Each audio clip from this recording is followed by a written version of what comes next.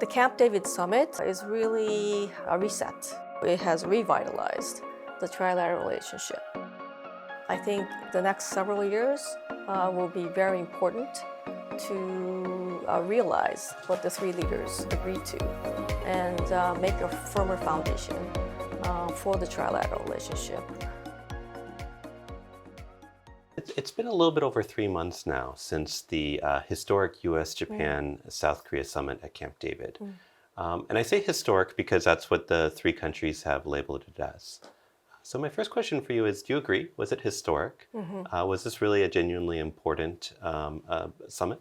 Definitely, yes. I've been looking at the US-Japan-Korea trilateral relations for since the 1990s, actually. And it's the first time that the leaders of the three countries focused, only on this trilateral, and also it gave attention at the summit level, which is very necessary because the U.S.-ROK trilateral relations has been waning in the past 5 years ago or so. So it needed summit level attention, which it gave. So I really applaud the Biden administration as well as the Kishida, Prime Minister Kishida as well as President Yoon. During the Moon Jae-in years, 2018, 2019, it was very rocky Korea-Japan relations, which affected GSAMIA, which affected the defense relations with the United States. And so we had a really kind of a crisis period during 2018, 2019. But now it's been put back on track, and it's really have redefined itself as an Indo-Pacific partnership. So I would like to call this US-ROK Japan trilateral 2.0. Because during the US-ROK Japan trilateral has a long history way back into the Korean War, as you know. US-Japan, US-Korea alliance, with the UNC, by the way, United Nations Command, and Korea-Japan relations. But we really had a more equal, partnership, so to speak, after the Cold War, 1990s, North Korea, nuclear issue, and we really had our first, trilateral relationship, security relations, and so forth. But now, just dealing with North Korea is not just the issue. It's much bigger with, China, Indo-Pacific, and all that. So, U.S., Japan, Korea trilateral relations needed to be redefined, and that's what the Camp David Summit did. Well, that's really helpful. And so there had been leader-level meetings between the United States, Japan, and South Korea prior, but this was the first time of a standalone summit at an important venue like Camp David, right?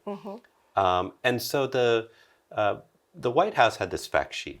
I counted, it was 27 paragraphs. Yes. Lots of areas of cooperation were listed there, right? So forgive me, but let me read them off, just the headline areas. High-level consultations, security cooperation, economic and technological cooperation, global health, people-to-people ties. Now, this is a lot of different areas, and people could be forgiven for not remembering all of the different specifics. How would you frame what was accomplished at Camp David? It's about the comprehensiveness of the agenda, as you just talked about. It's not just North Korea, it's also about the Indo-Pacific and China and global areas as well. It's not just about military security, but also economic security, supply chains and all, which the recent IPEF summit addressed. But even in economic areas, it's also involves developmental cooperation. For example, one of the focus areas are Southeast Asia, as well as Pacific Islands. But it's also about engaging the so-called global South. So all that's in there. And also it includes climate change and global health, all the global issues that should be there, and has been officially so to say acknowledged in that document finally. And it also includes social issues like gender empowerment and all these other issues that the three countries have. So let's break that apart a little bit. Let's maybe we can start with the traditional one, the area where the three countries have worked together the most, vis-a-vis North Korea.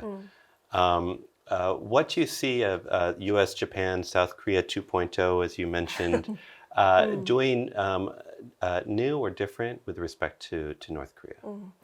North Korea is still it's an old issue, but it's an old wine in a new bottle, so to speak. And so North Korea is still the first priority defense issue for the U.S., ROK, Korea trilateral.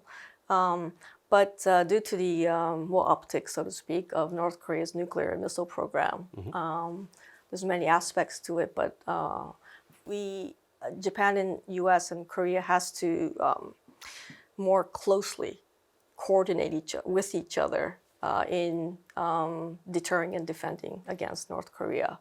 One example would be the radar data, real-time data sharing. That's that the three countries are now trying to realize. This was agreed to last year by the three leaders, President Biden, Prime Minister Kishida, and President Yoon, back in November at Phnom Penh summit. But now it's finally being realized, and it has been confirmed at the recent U.S., Japan, Korea Defense Ministerial, which was held online, I think last week.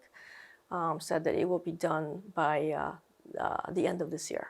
So it's a small step, but it's a big step actually in ballistic missile defense toward North Korea. We need to go one step forward, one step up. So let's talk about some of the other security concerns in the region. So we've talked about North Korea. How about China and Russia? Do you see that improved trilateral relationship as enhancing our three countries' abilities to deal with these other threats? We have to improve our trilateral because it's not just North Korea anymore. It's about China up there, and then North Korea with their nuclear missile program, and then Russia coming in. They are busy with Ukraine, but they also are looking at the so-called Far East for them.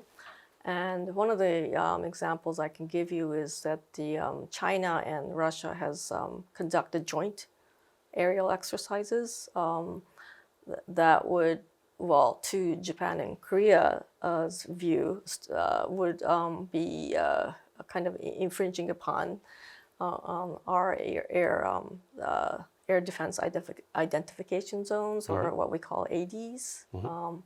And United States is looking at that, and so we have to kind of coordinate this together as trilaterals, for example. So that's one example I would give. Also, in a broader context, it's about the Taiwan contingency, and it's about scenario thinking. But in any case, we have to be ready for any possible scenarios, so to speak. And so if a Taiwan contingency, how would that affect the Korean? Would that trigger a Korean contingency or not, or vice versa? That we have to take into account. A Taiwan contingency would not just be a military contingency. It would be an economic crisis for, ships, Japanese ships, Korean ships, U.S. ships going in and out of those straits. And so when we look at the U.S., ROK, Japan cooperation, we can't just be looking at North Korea only. We have to look at China and Russia and the whole, Indo-Pacific straits, maritime straits as a whole. And Taiwan is right in there. Korea is connected. We have to work at this together. So Japanese, U.S., South Korean economic interests, and beyond economic interests, of course, security interests and broader interests in that are very tightly intertwined with a possible Taiwan contingency. If China were to try to take some forcible action vis-a-vis Taiwan, and the U.S. were to defend, and Japan were to support the U.S., would you expect South Korea to support a defense of Taiwan as well? of course, that this is a very sensitive issue for the Koreans, South Koreans as well. And but I think that the South Koreans are thinking more about what kind of role they can take, because yes, it is about whether U.S. forces in Korea will move or not, and so which would directly affect their defense vis-a-vis North Korea. And of course, North Korea is the first and foremost priority for South Korea and the U.S.-South Korea alliance as well. But also South Korea has a new Indo-Pacific strategy, and they define themselves as an Indo-Pacific state, which is a maritime trading nation. And thus, not only the Taiwan Straits, but the maritime routes that trading nations use in the Pacific Ocean, Indian Ocean area is important for South Korea as well. So I think there is a expectation in Japan as well as other partner countries that South Korea takes its own role as well in protecting our economic and security interests. I understand. Well, let's move off the security issues for a moment. And I know you're a committed educator. You work with young adults all the time. And one of the really exciting things that came out of the Camp David Summit was this Trilateral Global Leadership Youth Summit. So this will be held in Busan in July.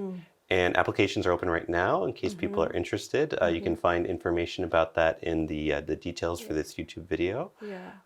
And they're open until December 2nd. Right.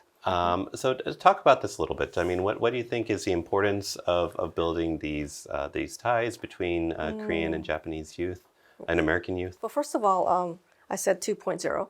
So we need to build the next generation of youth and leaders that could address the broader issues that we have now.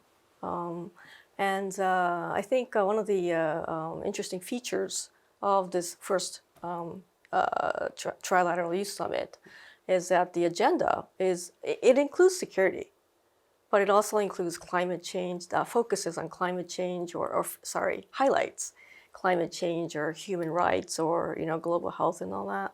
So it does address more newer issues that the three countries should address. And second of all, the participants are also very interesting because they do call upon U.S., Korean, and Japanese youth, but also they're open to participants from Southeast Asia and Pacific Islands. So it's a very, broad, Indo-Pacific type of initiative. And we never had this before. Youth Summit, officially recognized. Young people are always looking for opportunities, as you know. Yeah. So I think it's a great opportunity, and it's a great agreement that the three leaders made. Well, so this is sort of building the next generation of supporters for trilateral cooperation. Stakeholders, yes. But right now the three leaders of the three countries are committed to trilateral cooperation. But of course, these are three democracies, so they won't be leaders forever. How do you see public opinion in Japan and South Korea in terms of support for trilateralism, and how that do you see things like historical issues potentially derailing or somehow lessening the trajectory that we're on right now? Well, first of all, U.S., Japan, Korea trilateral relations is it's a pretty niche subject, so to speak. But now that we have to deal not only with defense issues, it's also about, as I said, climate, health, everything. So we need a much broader, range of stakeholders to keep this going, right? We need much more, education and public engagement and so forth to make people aware of the value of this trilateral, so to speak. Because often it's taken for granted, U.S., ROK, Japan, we're democratic countries, we exchange with each other all the time. But I think this is the first time that's been how do you say, officially, supported at the summit level, comprehensive. So this is a excellent, very important time to once again publicly engage the people that need to be engaged, and to educate those people. And so whether there's support for trilateral cooperation, when you look at it's not a it's not the question about trilateral cooperation is not always there in polls, okay? But when you do look at some of the polls that do address trilateral cooperation, there is support. Actually, in one annual Korea-Japan poll that's been taken, and it's been taken this year as well, actually the Koreans support more than Japanese. Oh, interesting. About U.S., Korea, Japan trilateral military cooperation.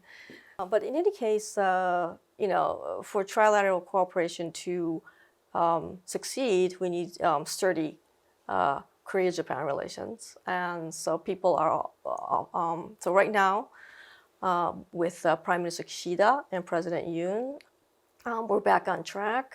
And we're actually working in tandem with the U.S. ROK Japan process and the Korea-Japan process, working in parallel. So the two leaders are working hard to kind of recuperate the bilateral relationship, and the public welcomes it. And there's more positivity about it in the public as well as the business circles as well. But there's also this wariness, right, about what would happen if the leaders change. So there's still that wariness, about 30% or so in the Japanese side as well. And so we need to address that as well. But with all the steps being taken to stabilize and strengthen trilateral as well as Korea-Japan cooperation, hopefully we'll have a better, a more firm foundation. So if and when the politics comes in again, so we can weather the storm, so to speak. I understand. So we're just out of time. So let me just one more question. We've covered a lot of ground. What is the one thing you'd like our viewers to remember about trilateralism? The Camp David Summit is really what you can say is a reset, okay? And it has really redefined, and also it has revitalized the trilateral relationship.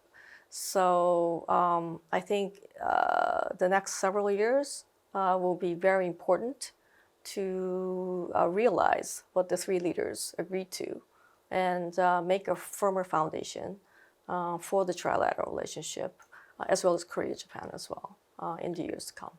Takada-sensei, I think you just gave us our homework going forward. So thank you very much for joining us today. Okay, thank you.